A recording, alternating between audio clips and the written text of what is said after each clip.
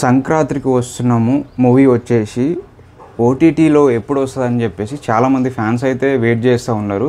మీకైతే ఒక good news అని చెప్పుకోవచ్చు. రీసెంట్గా వచ్చేసి మన ZEE5 వాళ్ళు అయితే రైట్స్ అయితే తీసుకున్నారు. మార్చ్ 1 సాయంత్రం 6 గంటలకైతే ZEE5 వాళ్ళు అయితే రిలీజ్ చేస్తామని చెప్పేసి అఫీషియల్గా అయితే పోస్ట్ పెట్టారు.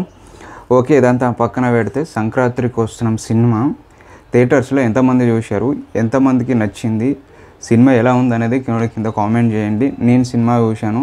ఈ గత 1 ఇయర్ నుంచి ఒక బెస్ట్ కామెడీ, ఒక మంచి సినిమా, కామెడీ పరంగా అద్భుతంగా ఉంది, స్టోరీ బాగుంది. సో చాలా మంచి సినిమా. వెంకటేష్ గారిది యాక్టింగ్ కావచ్చు, అలాగే మీనాక్షి చౌదరి, ఇంకోటి ఐశ్వర్య రాజేష్ అని చెప్పేసి హీరోయిన్ ఉంటారు కదా, ఈ హీరోయిన్ కూడా చాలా అందరి పర్ఫార్మెన్స్ బాగుంది. ముఖ్యంగా విక్టర్ వెంకటేష్ గారు పర్ఫార్మెన్స్ అయితే నెక్స్ట్ లెవెల్లో ఉంటుంది. రానా నాయుడు లాంటి వెబ్ సిరీస్ తీసి కొంచెం డౌన్ఫాల్ అయింది, కానీ పేరు ఈ సంక్రాంతికి వస్తున్నాం సినిమా మాత్రం బాగుంది. మంచి ఫ్యామిలీ ఆడియన్స్. సంక్రాంతి పండగకి బరిలో దిగి హిట్ కొట్టింది. మ్యాక్సిమం చాలా సినిమాలు ఉండే, డాకు మహారాజు, గేమ్ చేంజరు, సో ఇలాంటి పెద్ద పెద్ద సినిమాలు బోల్తా కొట్టినాయి.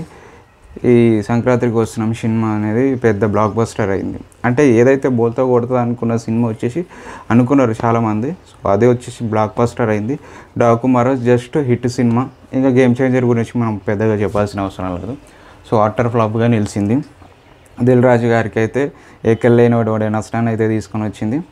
బట్ ఏదేమైనా సరే ఈ ఒక్క ఏదైతే సంక్రాంతికి వస్తున్నాం సినిమాతోనైతే దిల్ రాజు గారికి కలెక్షన్స్ అయితే భారీగానే తీసుకొని వచ్చింది.